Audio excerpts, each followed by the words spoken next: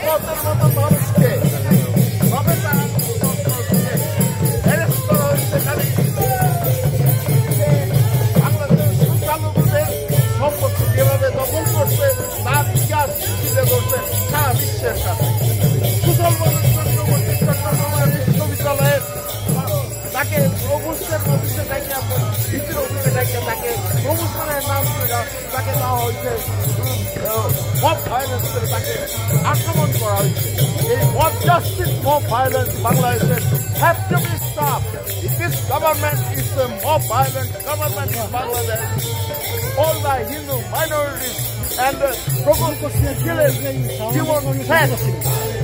আমরা এমন একটা পরিস্থিতি আছি পৃথিবীতে যেখানে কোনো স্থান নাই, যেখানে কোনো প্রগতিশীল, কোনো ধর্মনিরপেক্ষতা, কোনো হিন্দু সংখ্যালঘুদের বাংলাদেশের কোনো স্থান নাই।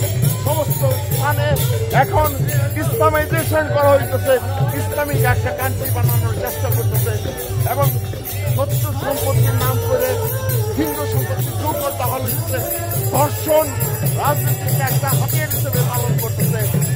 হিন্দুদেরকে ধর্ষণ করা, শিশু মহিলাদের নিরাপদ নাই বাংলাদেশে। এই অবস্থা চলতে পারে না। Bangladesh should be in normal position. স্বাধীনতা, সার্বভৌমত্ব, সকল মানুষের অধিকার চাই। এই ধরনের মব ভায়োলেন্সের Bangladesh have to be stop. Kushal Baran Chakraborty একজন হতে পারে, আমল বরকত হতে পারে, যে কোনো অবস্থায় তাকে তুলে নেয় জাস্টিসের নামে তাদেরকে জেলে পাঠানো হচ্ছে। নির্যাতন মব ভায়োলেন্সের একটা জঘন্য নির্যাতনের ইতিহাস বাংলাদেশ। এই অবস্থা থেকে আমরা মুক্তি চাই। ধন্যবাদ। আপনাদের সামনে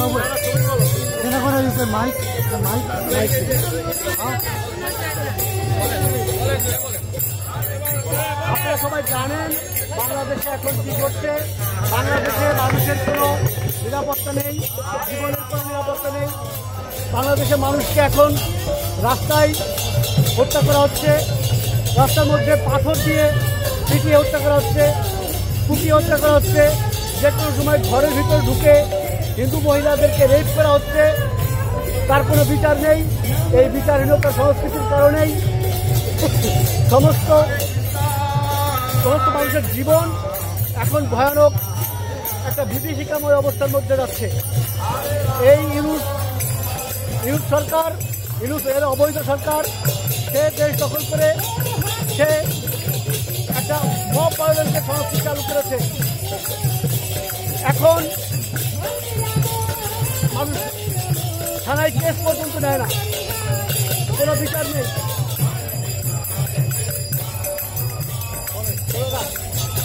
এখন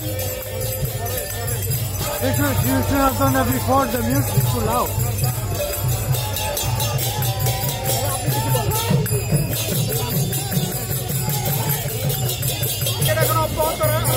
It's too loud.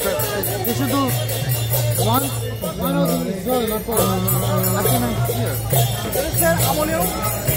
আমরা যেটা পরিলক্ষিত করছি যে বাংলাদেশের প্রতিটি মানুষ, জাতি ধর্ম বর্ণ নির্বিশেষে প্রতিটি মানুষ এখন নিরাপত্তাহীনতায় ভুগছে, মানবতার জীবনযাপন করছে। আর যদি আমি সংখ্যালঘু এবং প্রগতিশীলদের কথাই বলি, তাদেরকে তো মানুষ বলেই গণ্য করা হচ্ছে না।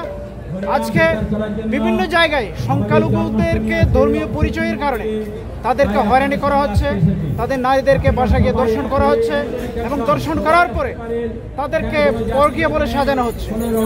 এটা একটা বাংলাদেশের চলমান সত্য, যেটা প্রমাণিত হয়েছে যে মন্দির ভাঙলে তাকে পাগল বলে আখ্যায়িত করা হয়। যখন হিন্দু নারী দর্শন করে তখন বলা হয় যে এটা পরকীয়া ছিল।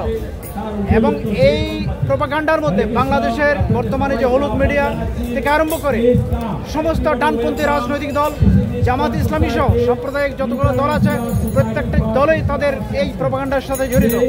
তা আমরা এখানে সমবেত হয়েছি। সর্বশেষ যেটা হয়েছে, চট্টগ্রাম বিশ্ববিদ্যালয়ের মাননীয় শিক্ষক ডক্টর কুশল বরণ চক্রবর্তীর বিরুদ্ধে যে মব সন্ত্রাস যেটা সৃষ্টি হয়েছে, উনি ওনার প্রাপ্য প্রমোশনের জন্য উনি ওনার ভাইবা বোর্ডে গিয়েছিলেন এবং এই ভাইবা বোর্ডের যে কার্যক্রমকে ভণ্ডুল করার জন্য যে রেডিক্যাল ইসলামিস্ট দলগুলো মব সৃষ্টি করেছে শুধুমাত্র ধর্মীয় পরিচয়ের কারণে, যেটা আমি আমার তীব্র প্রতিবাদ জানাচ্ছি।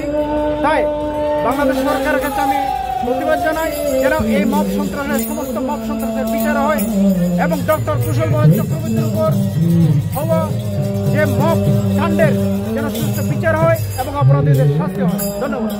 ধন্যবাদ দাদা, পরেশ দাদা। এখন আমাদের সামনে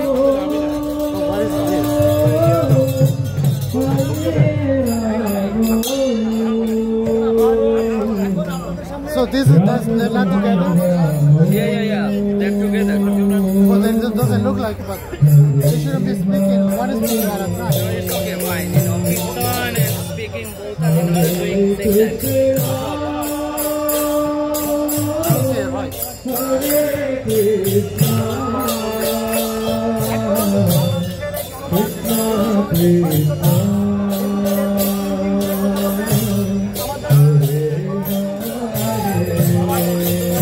What is this?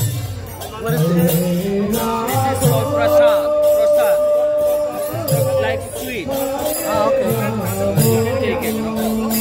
আপনারা যদি বিশ্বাস করেন সৃষ্টিকর্তার কোনো প্রয়োগ নেই, সৃষ্টিকর্তায় কেবল অদ্বিতীয়, বাংলাদেশের সাম্প্রদায়িক সম্প্রীতিতে বিশ্বাস করেন, যারা মনে করেন সৃষ্টিকর্তার কোনো জরুরত নেই, সে কেবল অদ্বিতীয় হিসাবে আবির্ভূত, তাহলে অবশ্যই আমি মনে করি এখানে যারা আছেন, যারা অন্য সম্প্রদায়ের আছেন, যারা ইসলাম সম্প্রদায়ের আছেন, তাদের কিন্তু এখানে চিন্তা করার ব্যাপার আছে। এগুলোর ব্যাপারে আপনারা এখান থেকে প্রতিবাদ জানাবেন। কোন সনাতনীর পক্ষে কথা বলেন না, মানবিক পক্ষে আপনার কথা বলেন প্লিজ। আপনার রিলিজিয়নকে প্রাধান্য দিয়ে, আপনার প্রেমধারাকে প্রাধান্য দিয়ে, ইসলামের যেটা নৈতিক আদর্শ আছে সেটা দিয়ে আপনারা এর ব্যাপারে নৈতিক আদর্শ ছাড়িয়ে দেন প্লিজ। আজকে আমার বক্তব্য হচ্ছে সেটা, আমি কোনো হিন্দু মুসলমান চিনি না, আমি চিনি মানুষ, আমি চিনি মানুষ, আমি চিনি মানুষ, আমি চিনি মানবতা, আমি চিনি প্রেম, আমি চিনি ভালোবাসা, আমি চিনি সুবিবাদ। এখানে ইসলামের যে নৈতিক আদর্শ সেটা সম্পূর্ণরূপে বুলন্ডিত বাংলাদেশে। সে তালেবানি শক্তি কমপ্লিট বাংলাদেশে আশ্চর্য করেছে। আসুন আমরা সম্মিলিতভাবে সেই তালেবানি শক্তিকে, ধর্মান্ত শক্তিকে চিরতরে বাংলার মাটি থেকে উৎখাত করি। আসুন প্রত্যেকটা জায়গায় আমার বক্তব্য যে সেটা, আমি সুবিবাদে বিশ্বাসী, আমি ইসলামের নৈতিক আদর্শে বিশ্বাসী, আমি ইসলামের যেটা হালবায়া সেটাতে বিশ্বাসী। আজকে যে বাংলাদেশে যেটা চলছে, আপনাদের যারা চ্যানেলে আছেন, বিভিন্ন সাংবাদিক, প্রগতিশীল ব্যক্তিবর্গ, তাদের উপর এই বিচারের দায়িত্বটা আমি দিলাম। সবাই ভালো থাকবেন, সবাইকে আমার প্রণাম, সবাইকে আমার নমস্কার। এখন আপনাদের সামনে কিছু বলবেন?